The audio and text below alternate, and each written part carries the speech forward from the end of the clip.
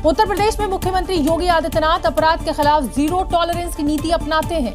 अपराधियों से सख्ती से निपटने का कई बार संदेश भी दे चुके हैं, लेकिन अब प्रदेश को पूरी तरह से क्राइम फ्री करने के लिए नई रणनीति तैयार हुई है और अपराधियों का पूरा डेटा मुख्यमंत्री योगी आदित्यनाथ खुद अपने पास मंगवा चुके हैं, जिसमें अपराधियों के नाम के साथ साथ उनकी क्राइम कुंडली और उस अपराधी की पहचान के लिए फिंगरप्रिंट को भी शामिल किया गया है।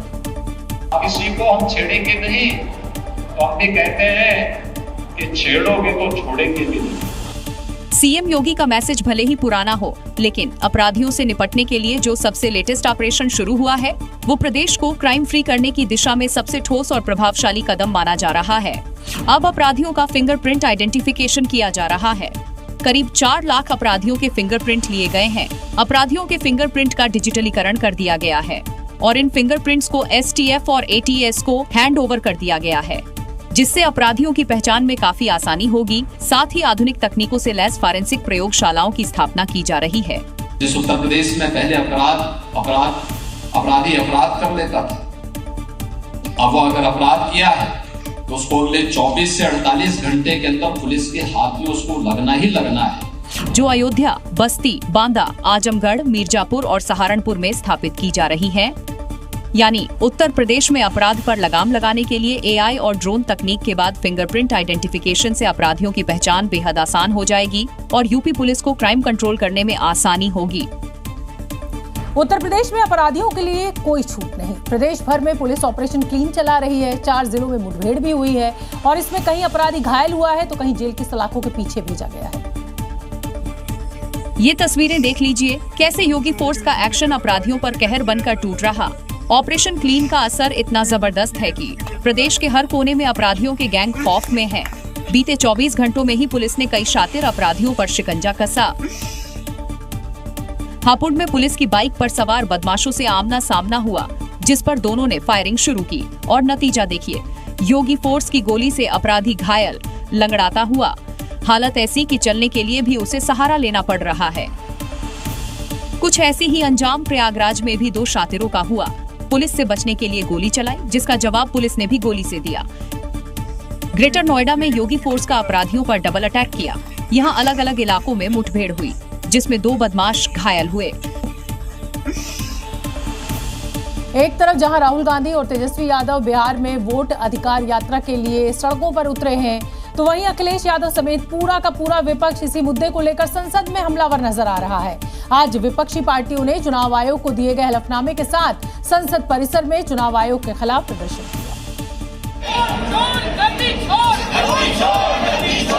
संसद परिसर में ये हंगामा, ये बवाल एसआईआर और वोट चोरी के मुद्दे पर हो रहा है। चुनाव आयोग के खिलाफ पूरा विपक्ष सड़क से लेकर संसद तक एकजुट है और चुनाव आयोग पर एक तरफा काम करने का आरोप लगा रहा है।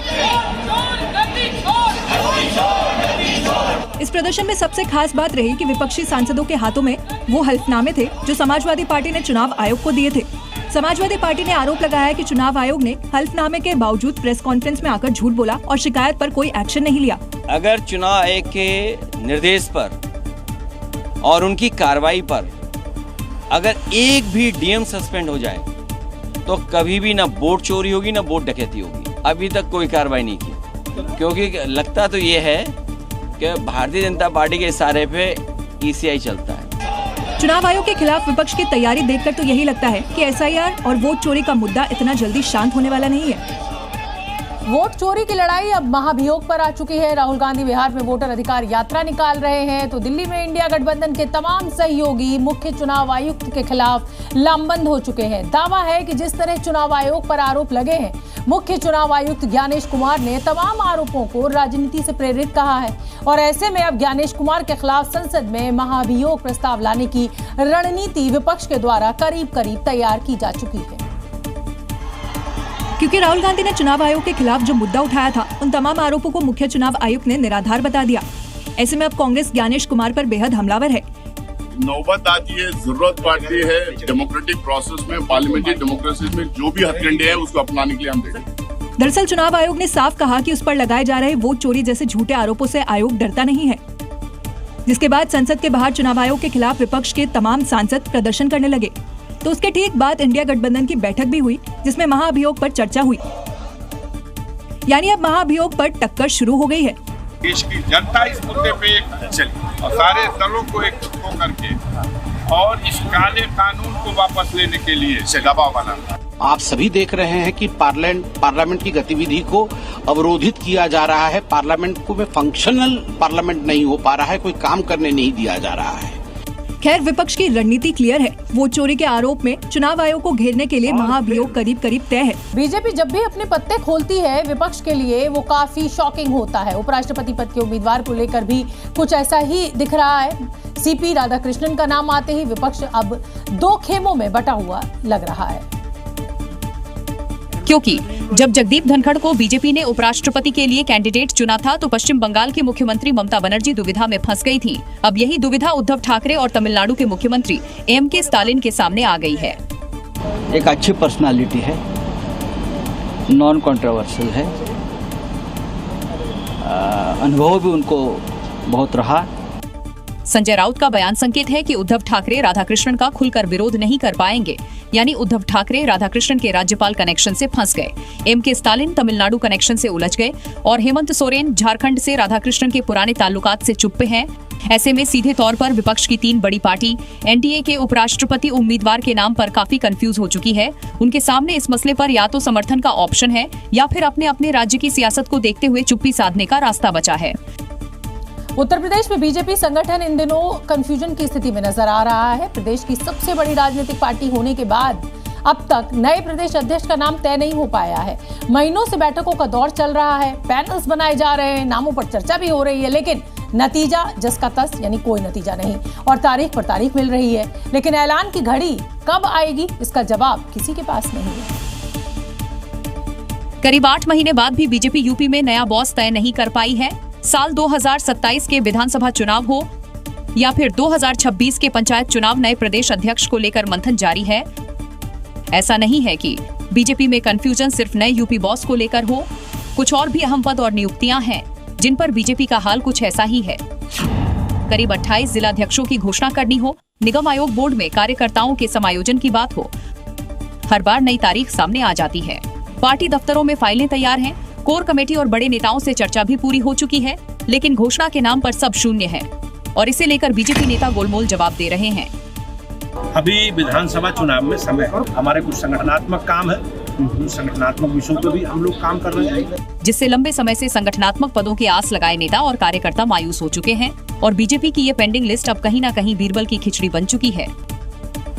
उत्तर प्रदेश में बीजेपी संगठन इन दिनों कंफ्यूजन की स्थिति में है। जैसा कि मैंने आपको पहले भी बताया, प्रदेश की सबसे बड़ी राजनीतिक पार्टी होने के बाद अभी तक नए प्रदेश अध्यक्ष का नाम तय नहीं हो सका है और ये लगातार ये जो खबर है ये चर्चा में बनी हुई है और विपक्ष हमलावर है इस खबर को लेकर। लेकिन मैं इससे तरह आपको ये बताना चाहती हूँ कि उत्तर प्रदेश में विधानसभा चुनाव भले ही 2027 में होने हो, लेकिन अखिलेश यादव ने इसकी तैयारी अभी से शुरू कर दी है। अब समाजवादी पार्टी अध्यक्ष का पूरा फोकस महिला वोटर्स पर है और इसके लिए वो 3000 रुपए वाला दांव चलने वाले हैं, जिससे अगर आधी आबादी साथ आ जाती है तो फिर सरकार बनाना आसान हो जाएगा।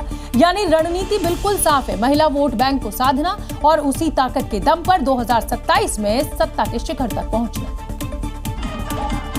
अखिलेश यादव ने अब आधी आबादी को लुभाने का नया दांव चल दिया है और इसी के सहारे वो 2027 में सत्ता की सीढ़ी चढ़ने की तैयारी है। दरअसल समाजवादी पार्टी ने महिलाओं के बीच गांव-गांव चौपाल लगाने की तैयार की है, जिसमें वो बताएगी कि 2027 में सपा की सरकार बनती है तो स्त्री सम्मान समृद्धि योजना शुरू की जाएगी। इस योजना के तहत गरीब महिलाओं को हर महीने 3000 रुपए दिए जाएंगे। इसके लिए जिम्मेदारी भी बांट दी गई है।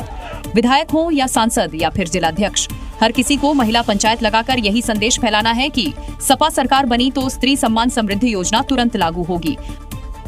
मतलब अखिलेश यादव ने 2027 की जंग में महिला वोट बैंक को मास्टर स्ट्रोक बना लिया है। ऐसे में सवाल बस इतना है कि 3000 रुपए का ये दांव कितना असर दिखाएगा। संसद में अंदर और बाहर घमासान मचा हुआ है। विपक्ष और सत्ता पक्ष एसआईआर समेत कई मुद्दों को लेकर आमने सामने है और इस ही के बीच आज एक तस्वीर की भी खूब चर्चा हो रही है और वो तस्वीर है मध्य प्रदेश के मुख्यमंत्री मोहन यादव और अखिलेश यादव की मुलाकात की, जो सोशल मीडिया पर अब खूब वायरल हो रही है। दरअसल मध्य प्रदेश के मुख्यमंत्री मोहन यादव संसद में पीएम मोदी से मिलने के लिए पहुंचे थे और अखिलेश यादव चुनाव आयोग के खिलाफ संसद के बाहर प्रदर्शन कर रहे थे। जब अखिलेश यादव ने सीएम मोहन यादव को अंदर जाते हुए देखा तो उन्होंने आवाज लगाई। अखिलेश यादव की आवाज सुनकर मोहन यादव रुक गए और पीछे मुड़कर अखिलेश को नमस्कार किया। इसके बाद दोनों नेताओं ने एक दूसरे से हाथ मिलाया और चंद सेकंड दोनों की बातचीत भी हुई। इसके बाद सीएम मोहन यादव अंदर जाने के लिए आगे बढ़ गए और अखिलेश यादव वापस प्रदर्शन में शामिल हो गए।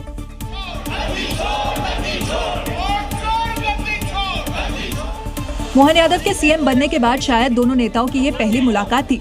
सोशल मीडिया में मोहन अखिलेश की अचानक हुई इस मुलाकात का वीडियो खूब वायरल हो रहा है। मुख्यमंत्री योगी आदित्यनाथ ने एक बार फिर सांसद रवि किशन से चुटकी ली है। अतिक्रमण पर बोलते हुए मुख्यमंत्री योगी ने कहा, 4 लेन के लिए रवि किशन को अपना घर तोड़ना पड़ा। मुख्यमंत्री की इस चुटकी पर सांसद जी का रिएक्शन भी खूब वायरल हो रहा है। अब यहाँ हॉस्पिटल की लैंड को देख करके ही हमारे सांसद जी ने अपने घर का अतिक्रमण भी पहले हटा दिया था। और बकायदा सीएम योगी आदित्यनाथ ने 1.5 साल पहले रवि किशन के अतिक्रमण हटाने का किस्सा मंच से सुनाया।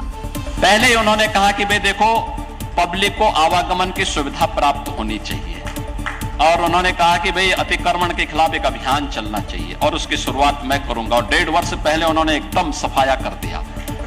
लोगों को पूरा आवागमन, आपने देखा होगा उनके घर के सामने 4 लेन की सड़क बन गई है। सीएम की इस चुटकी पर सांसद रवि किशन ने हंसकर हाथ जोड़ लिए। दरअसल रविवार को सीएम योगी रिजेंसी हॉस्पिटल का लोकार्पण करने गोरखपुर पहुंचे थे। इस दौरान उन्होंने कहा कि हॉस्पिटल की जमीन देखकर ही रवि किशन को अपने घर का अतिक्रमण तोड़ना पड़ा और अब उनके घर के सामने की सड़क 4 लेन हो गई है। सीएम योगी का ये वीडियो सोशल मीडिया में खूब वायरल हो रहा है। देवभूमि उत्तराखंड में पुष्करधामी सरकार मदरसा बोर्ड को खत्म करने का ऐलान कर चुकी है। पुष्करधामी कैबिनेट ने बड़ा फैसला लेते हुए मदरसा बोर्ड को निरस्त कर दिया है और अल्पसंख्यक शैक्षिक संस्थान विधायक 2025 को पेश करने के प्रस्ताव पर भी मोहर लगा दी है। ऐसे में अब विपक्ष की तरफ से सवाल उठने लगे हैं कि क्या उत्तराखंड में मदरसे खत्म करने की तैयारी हो गई है। क्योंकि इस फैसले के बाद कांग्रेस सरकार से चले आ रहे मदरसा शिक्षा बोर्ड को पूरी तरह से खत्म कर दिया जाएगा और नए प्रस्ताव के तहत मुस्लिम समेत सिख, ईसाई, जैन, पारसी समेत अन्य धर्मों को भी इससे जोड़कर लाभ दिया जाएगा। सभी अल्पसंख्यक संस्थानों को नए प्राधिकरण से मान्यता लेनी होगी। ये कदम शिक्षा में गुणवत्ता को बढ़ावा देने के लिए उठाया गया। कांग्रेस पार्टी इसे चुनावी स्टंट बता रही है, तो वहीं मुस्लिम संगठनों ने इस फैसले पर नाराजगी जताई।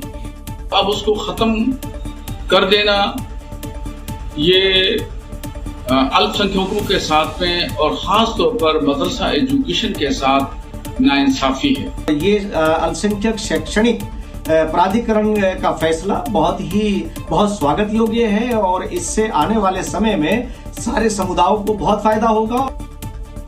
धामी सरकार के इस ऐलान से एक बार फिर उत्तराखंड में सियासी सरगर्मियां बढ़ने लगी हैं। कुछ विरोध में हैं तो कुछ समर्थन में। पटना में एसटीईटी, बीटीईटी की परीक्षा की मांग कर रहे अभ्यर्थियों पर पुलिस ने आज लाठीचार्ज किया। अभ्यर्थी बड़ी संख्या में कॉलेज परिसर में सीएम हाउस घेराव करने के लिए निकले थे, लेकिन डाक बंगला चौराहे पर अभ्यर्थियों को पुलिस ने बैरिकेडिंग लगाकर रोक दिया और फिर लाठियां बरसाना शुरू कर दिया। क्योंकि ये छात्र बिहार सरकार से एसटीईटी परीक्षा कराने की मांग कर रहे हैं, लेकिन सरकार छात्रों की मांग मानने की बजाय उन्हें लाठियां दे रही है।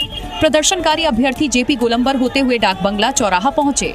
यहाँ से अभ्यर्थियों का सीएम हाउस जाने का प्लान था, लेकिन इससे पहले पुलिस ने डाक बंगला चौराहे पर बैरिकेडिंग कर छात्रों को रोका और उन पर लाठीचार्ज किया। सारे लोगों को इन्होंने भगा दिया है जो एसटीईटी के छात्र थे यहाँ पर, और एक बार तो लाठीचार्ज हुआ। लाठीचार्ज के बाद जो कुछ छात्र यहाँ पर रह गए थे उनको भी पुलिस अब जगह जगह तलाश रही है। अगर एसटीईटी परीक्षा नहीं हुई तो अभ्यर्थी टीआरई परीक्षा नहीं दे सकते। ऐसे में हजारों बीएड प्रशिक्षुओं का 1 साल बर्बाद हो सकता है और कई योग्य अभ्यर्थी ओवरेज हो सकते हैं। 4 अगस्त को सीएम के ऐलान के बाद अभ्यर्थियों में गुस्सा है, लेकिन सरकार परीक्षा कराने की बजाय उन पर लाठियां बरसा रही है।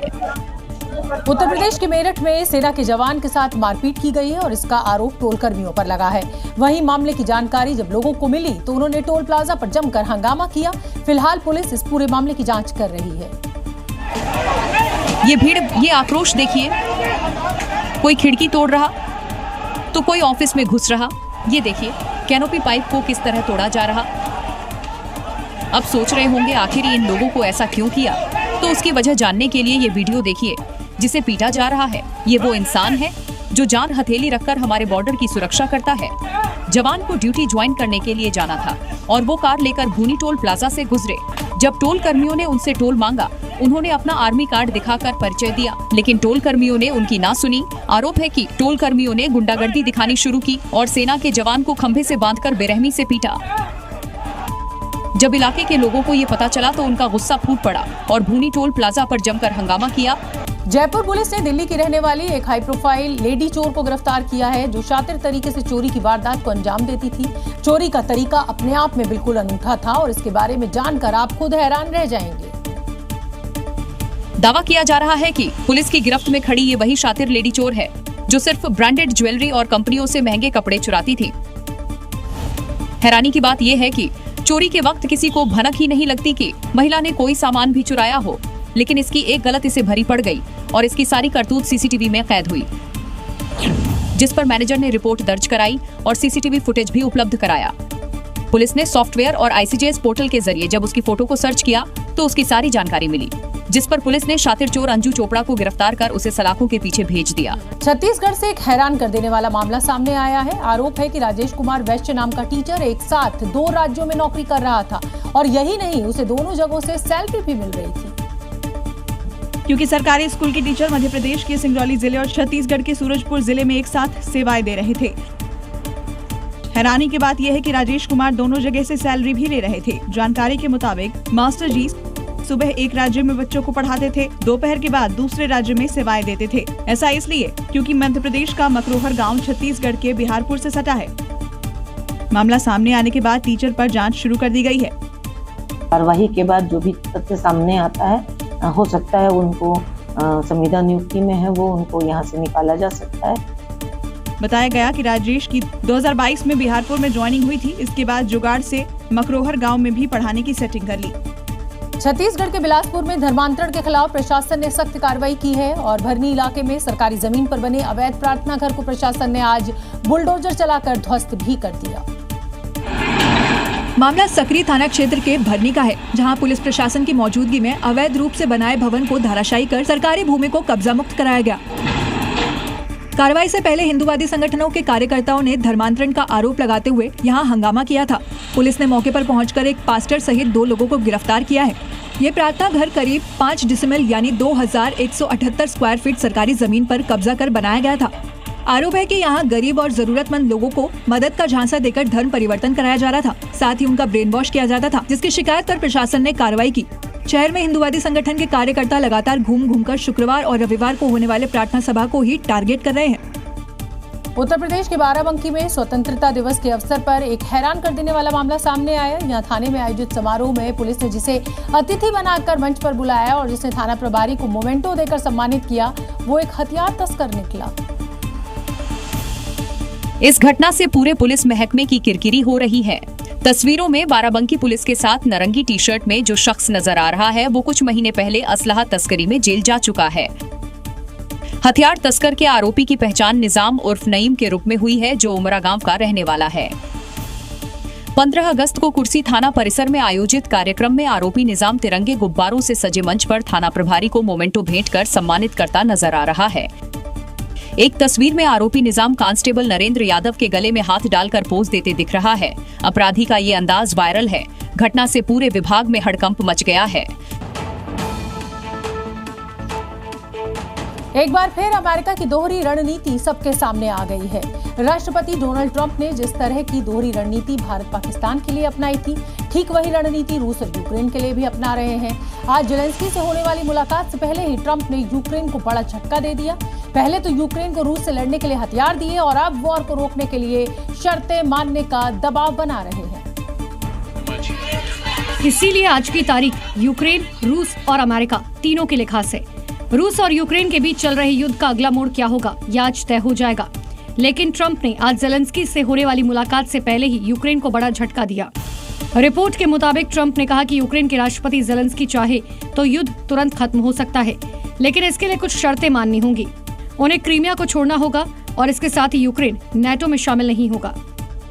लेकिन सबसे बड़ा सवाल है कि अगर जेलेंस्की ये शर्तें मानते हैं तो उन्हें इस युद्ध से हासिल क्या होगा। रूस यूक्रेन युद्ध की बड़ी वजहों में क्रीमिया और नेटो की सदस्यता शामिल है। ऐसे में एक बार फिर ट्रंप ने यूक्रेन के साथ गेम कर दिया। अमेरिका का चेहरा बेनकाब हुआ। पहले तो कमजोर देशों को युद्ध के लिए उकसाता है और वक्त आने पर अपने पैर खींच लेता है। मध्य प्रदेश के मैहर में हिंदू युवक की हत्या के बाद जमकर बवाल मचा। हत्या के विरोध में हिंदू संगठनों ने महापंचायत का आयोजन भी किया और आक्रोश रैली भी निकाली। दावा किया जा रहा है कि इस दौरान किसी ने आरोपी के घर में आग लगा दी और इसके बाद यहां माहौल बिगड़ गया। इस धधकते घर और उससे उठती लपटों को देखिए। पास से गुजरती भीड़, जिसमें पुरुष और महिलाएं दोनों शामिल हैं, जो एक साथ नारेबाजी कर रही हैं।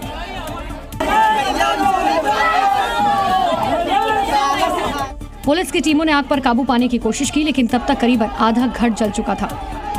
1 महीने पहले आरोपी साहिल खान ने शिव नारायण तिवारी का मर्डर किया था, जिसमें पुलिस ने कार्रवाई करते हुए उसे गिरफ्तार किया था। परिजनों और हिंदू संगठनों ने 18 और लोगों को सह आरोपी बनाने की मांग की थी और इसको लेकर महापंचायत का आयोजन किया गया। माता की जय, श्री राम, जय श्री राम, जय श्री राम। जिसके बाद आक्रोश रैली निकाली गई और उसके बाद जो हुआ उसकी तस्वीरें आपके सामने हैं। हालांकि स्थिति काबू में है, लेकिन तनाव और डर को अब भी महसूस किया जा सकता है। दिल्ली में बाढ़ का खतरा मंडराने लगा है, क्योंकि अगले कुछ घंटों में यमुना का जल स्तर खतरनाक स्तर से लेवल से ऊपर पहुंच सकता है और ऐसे में यमुना के किनारे रहने वाले लोगों की परेशानी और दिक्कतें बढ़ सकती है। दरअसल हथनी कुंड बैराज से छोड़ा गया पानी निचले इलाकों में तेजी से फैल रहा है और ऐसे में अगर वजीराबाद और ओखला बैराज से और पानी छोड़ दिया गया तो फिर हालात गंभीर हो सकते हैं। तस्वीरें हथनी कुंड बैराज की है, जहां बैराज के गेट खोल देने के बाद यमुना का उफान देखिए, जहां खतरनाक लहरों की एक भयंकर ताकत लेकर नीचे की ओर बढ़ रही है।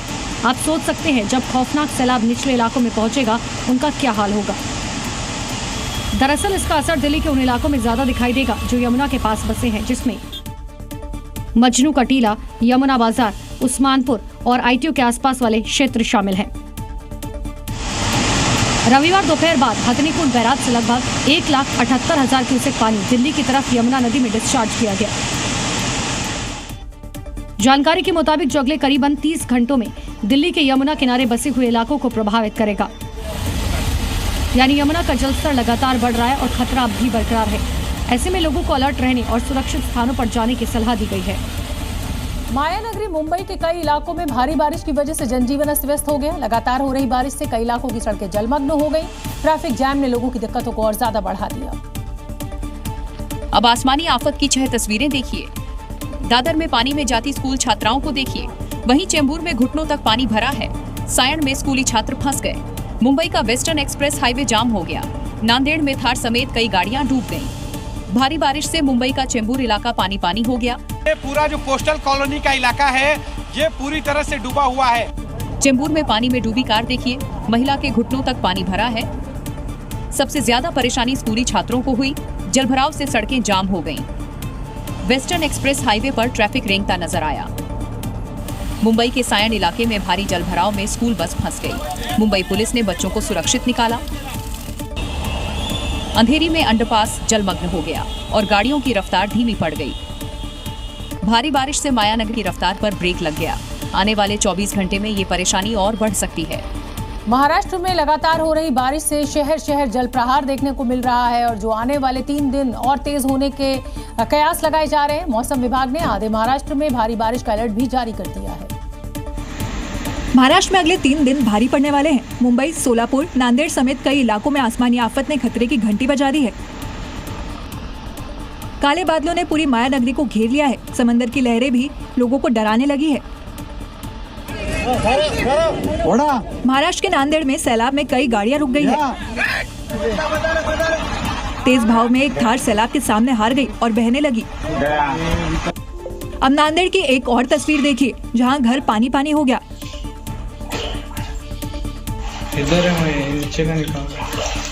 वहीं वाशिम में बारिश से रिसोर्ट तालुका में कुक्सा माइक्रो प्रोजेक्ट ओवरफ्लो हो रहा है। भारी बारिश के चलते नागपुर संभाजी नगर हाईवे पर वाहनों की लंबी कतार देखी गई। बुल्ढाना के खाटोड़ी पुल तक बाढ़ का पानी पहुंचने से वाहनों की लंबी कतारें लग गई है। वहीं सोलापुर में सीना नदी का भी जलस्तर लगातार बढ़ते जा रहा है। महाराष्ट्र में अगले 24 घंटे भारी बारिश का रेड अलर्ट है। हिमाचल प्रदेश में एक बार फिर कुदरत का कहर देखने को मिल रहा है। कुल्लू के लारजी सेंज मार्ग पर हुए भीषण भूस्खलन ने इलाके में तबाही मचाकर रख दी है। पहाड़ का एक बड़ा हिस्सा देखते ही देखते नदी में समा गया और मंजर इतना डरावना था कि देखने वालों की रूह कांप गई। लारजी सेंज मार्ग पर एक पहाड़ अचानक दरक गया। देखते ही देखते हजारों टन मलबा सड़क के साथ ही नीचे बहती नदी में गिरने लगा। भूस्खलन इतना भीषण था कि पूरे इलाके में धूल और धुएं का गुबार छा गया। वहां मौजूद लोग इस नजारे को मोबाइल फोन में कैद करने लगे और इस कुदरत के कहर पर हैरानी जताने लगे। कुल्लू और इसके आसपास के इलाके हर साल बरसात में ऐसे भूस्खलनों की चपेट में आते हैं, लेकिन इस बार का मंजर पहले से कहीं ज्यादा खतरनाक बताया जा रहा है। स्थानीय लोग इस तबाही को देखकर सहम गए। कई इलाकों का संपर्क कट गया है। हिमाचल प्रदेश के मंडी में बादल फटने के बाद आई तबाही से मंडी और कुल्लू हाईवे का संपर्क टूट गया है। लोगों को भयंकर जाम का सामना करना पड़ रहा है और हालात यहां तक पहुंच गए हैं कि लोग 30-30 घंटे तक इस जाम में फंसे रहे। तो भी कम है क्योंकि बारिश कम हुई है। क्योंकि हिमाचल प्रदेश के मंडी में बादल फटने से भयंकर तबाही आई। नदियां उफान पर आ गईं, मकान हो या गाड़ियां सैलाब में समा गईं, सड़कें मलबे के साथ बह गईं, जिससे मंडी और कुल्लू हाईवे का संपर्क टूट गया। प्रशासन से ये मांग उठाता हूँ। हालात ये हो गए कि हाईवे पर कई किलोमीटर तक लंबा जाम लगा हुआ है। जहां भी नजर पड़ी सिर्फ गाड़ियां ही गाड़ियां दिखाई दे रही हैं। जाम लोगों की मुश्किलें बढ़ा दी हैं। पूरी लेन पर जो है वाहनों के 2 से 3 कतारें लगी हुई हैं और ऐसे में ये पूरा हाईवे फिलहाल चौक है। लगभग 10 से 11 किलोमीटर तक कुछ यही तस्वीर अभी दिखाई दे रही है। प्रशासन जाम खुलवाने के लिए बड़े स्तर पर लगा हुआ है, लेकिन अब भी लोगों को ट्रैफिक से निजात नहीं मिल पाई है। हालात ये हो गए हैं कि लोग अपनी गाड़ियां छोड़कर हाईवे पर बैठ गए हैं। उत्तराखंड के उत्तरकाशी में भारी बारिश की वजह से पहाड़ का एक बड़ा हिस्सा खिसक कर सड़क पर आ गया। लैंडस्लाइड से हाईवे बंद हो गया और दोनों तरफ लंबा जाम देखने को मिला। क्योंकि पहाड़ से लगातार पत्थर गिर रहे थे। उत्तरकाशी से जो वीडियो सामने आया उसमें पहाड़ से छोटे छोटे पत्थर गिरते दिखाई दिए। देखते ही देखते पहाड़ का हिस्सा सड़क पर आ गिरा, जिससे वहां पर पहाड़ का मलबा जमा हो गया। लैंडस्लाइड के दौरान कुछ लोग खड़े दिखाई दिए जो अपनी जान जोखिम में डालकर वीडियो बनाते नजर आए। लगातार पहाड़ से मलबा आने से हाईवे बंद हो गया, जिससे वहां से गुजर रहे लोगों को काफी दिक्कतों का सामना करना पड़ा।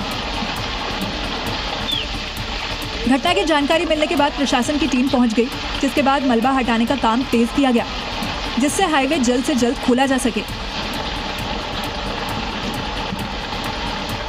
उत्तराखंड में हो रही बारिश लोगों के लिए मुसीबत का सबब बन गई है। नदियां उफान पर हैं। चक्राता के टाइगर फॉल भारी बारिश की वजह से रौद्र रूप दिखा रहा है और इसका वीडियो डराने वाला है, क्योंकि ये झरना हमेशा शांत दिखता है, लेकिन मूसलाधार बारिश की वजह से इसमें पानी ज्यादा आ गया और अब ये अपना रौद्र रूप दिखा रहा है। तस्वीरें देखिए कितनी डरावनी है और आवाज कितनी खतरनाक। लग रहा है पानी की तेज धारा अपने साथ सब बहा कर ले जाएगी। झरने का ये खौफनाक दृश्य उत्तराखंड के चक्राता का है। यहाँ का टाइगर फॉल इस समय उफान पर है और उससे जलजला निकल रहा है। झरने की आवाज बेहद डरावनी है। चक्राता का टाइगर फॉल सबसे ऊंचे झरनों में शुमार है। इसकी आवाज शेर से मिलती है, इसलिए इसे टाइगर फॉल कहा जाता है। अक्सर पर्यटकों से घिरी रहने वाली इस जगह में इस समय पर्यटक आने से भी डर रहे हैं। जम्मू कश्मीर के कठुआ में बादल फटने के बाद हालात गंभीर बन गए हैं। हर तरफ तबाही का मंजर है। राहत और बचाव का काम भी लगातार जारी है। ग्राउंड जीरो पर जी मीडिया की टीम भी मौजूद है और वहां से हर तस्वीर हम आपके सामने ला रहे हैं। आसमान में हेलीकॉप्टर उड़ रहे हैं और लोगों को सुरक्षित स्थानों पर पहुंचाया जा रहा है। इसी बीच हेलीकॉप्टर जो है वो लगातार यहाँ पर रेस्क्यू ऑपरेशन में मदद कर रहा है, ताकि किसी तरीके से लोगों को जो है वो राहत मिल सके। इन मकान को देखिए जो बादल फाड़ तबाही के बाद बिल्कुल टूट चुके हैं और करीब 5 फीट ही नजर आ रहा है। पानी के साथ मलबा इतना आया कि चारों तरफ कब्जा कर लिया। बाइक इसमें पूरी तरह कैद है। तरह से आधे घर जो हैं वो पूरी तरह से मलबे में दब चुके हैं और पूरी तरह से दलदल यहाँ पर बना हुआ है। हम लगातार कोशिश कर रहे हैं वो रिपोर्ट दिखाएं और आप देखिए कितना ये मोटरसाइकिल जो है पूरी तरह से इसके बीच में है। इस भयावह मंजर के बीच लोग भी एक दूसरे की मदद में जुटे हुए हैं और वो मलबा हटाने में जुटे हुए हैं। कूलर, बेड, बाकी छोटा मोटा जो सामान है वो निकाल कर कोशिश कर रहे हैं कि उसे संभाला जा सके, बट यहाँ से बाहर लेना फिलहाल के लिए काफी यहाँ पर मुश्किलें यहाँ बनी हुई और तबाही के निशान ये साफ बता रहे हैं कि यहाँ हालात सामान्य होने में अभी वक्त लगेगा। पहाड़ों पर हो रही मूसलाधार बारिश अब मुसीबत बनती जा रही है। जम्मू कश्मीर के कई इलाके बाढ़ में डूब गए हैं। नदियों का जलस्तर बढ़ गया है और ऐसे में लोग अपनी जान जोखिम में डाल रहे हैं। पुंछ में एक शख्स सैलाब में फंस गया। बड़ी मशक्कत के बाद उसे बचाया जा सका, क्योंकि अगर जरा सी भी चूक होती तो ये शख्स तेज भाव में बह जाता, लेकिन वहाँ पर मौजूद लोगों ने सतर्कता दिखाई, जैसे के सहारे इस शख्स को रेस्क्यू किया। ये घटना पुंछ के मंढेर इलाके की है, जब दरिया के किनारे पर खड़ा शख्स अचानक सैलाब आने से फंस गया। इतना ही नहीं, पूंछ में हो रही भारी बारिश भी लोगों के लिए आफत बन गई है। सड़क पर पानी भरा है, कई जगहों पर घर और दफ्तर भी पानी में डूब चुके हैं। लगातार हो रही बारिश ने लोगों का जीवन अस्त व्यस्त कर दिया है। अब जरा इस तस्वीर को देखिए, कैसे पहाड़ों में बनी सड़क का हिस्सा जमींदोज हो रहा है। इस लैंडस्लाइड में कई पेड़ उखड़ गए और सड़क का बड़ा हिस्सा टूटकर बिखर गया। मतलब लगातार हो रही भारी बारिश तबाही मचाने लगी है। मध्य प्रदेश के राजपुर में मूसलाधार बारिश की वजह से नदियां उफान पर हैं और इसके चलते नदी के किनारे बने मकान आधे से ज्यादा डूब चुके हैं, जबकि वहां मौजूद गाड़ियां कागज के तिनके की तरह बहती हुई नजर आ रही हैं। क्योंकि नदी की रफ्तार इतनी तेज थी कि उसके सामने कार पल भर भी टिक नहीं सकी। जो वीडियो सामने आया उसमें कार सैलाब में बहती दिखाई दी, जिसे देखकर ऐसा लगा मानो कि नदी में कोई नाव तैर रही हो। हालांकि गनीमत रही कि जिस वक्त कार नदी की चपेट में आई उस वक्त उसमें कोई मौजूद नहीं था, वरना जान भी जा सकती थी, क्योंकि कार कुछ दूर तक तैरने के बाद नदी में समा गई। भारी बारिश की वजह से नदी का जलस्तर बढ़ गया, जिससे उसके किनारे बने मकान आधे से ज्यादा डूब गए। राजपुर में पिछले कई दिनों से हो रही बारिश से हालात बद से बदतर हो चुके हैं। कई गांवों पर डूबने का खतरा मंडराने लगा है। राजस्थान के खैरथल तिजारा में यूपी के मेरठ जैसा मामला सामने आया है, जहां एक घर की छत पर नीले ड्रम में युवक का शव मिलने से सनसनी फैल गई। आसपास के लोगों को जब छत से बदबू आने लगी तो उन्होंने पुलिस को सूचना दी। मौके पर पुलिस पहुंची और जब ड्रम खोला तो तस्वीरें विचलित करने वाली थी। बॉडी को गलाने के लिए ड्रम में नमक डाला गया था। मृतक युवक की पत्नी, 3 बच्चे और मकान मालिक का बेटा भी गायब है, जिससे इस बात की शंका बढ़ गई है कि पत्नी ने ही मकान मालिक के बेटे के साथ मिलकर इस कत्ल को अंजाम दिया हो और बच्चों को लेकर उसके साथ फरार हो गई हो। मृतक युवक का नाम सूरज था, जो यूपी के शाहजहांपुर का रहने वाला था। करीब 1.5 महीने पहले वो काम के सिलसिले में यहाँ आया था। उसे मकान मालिक के बेटे ने ही कमरा दिलाया था। सूरज किशनगढ़ बाज में ईंट भट्टे पर काम करता था। पुलिस के मुताबिक युवक का धारदार हथियार से गला काटा गया और फिर शव को ड्रम में डालकर उसके ऊपर नमक डाला गया। आप ये देख सकते हैं चद्दर है, ये चद्दर भी नीले ड्रम के अंदर डाली हुई थी और साथ ही जो नमक है, नमक को पहले शव के ऊपर डाला, उसके बाद शव को ढकने के लिए इस चद्दर का इस्तेमाल किया गया। पुलिस सभी सबूत इकट्ठा कर सूरज की लापता पत्नी, 3 बच्चों और मकान मालिक के बेटे को तलाशने में जुट गई है, लेकिन इस वारदात के बाद पूरे इलाके में दहशत का माहौल है। Zee News।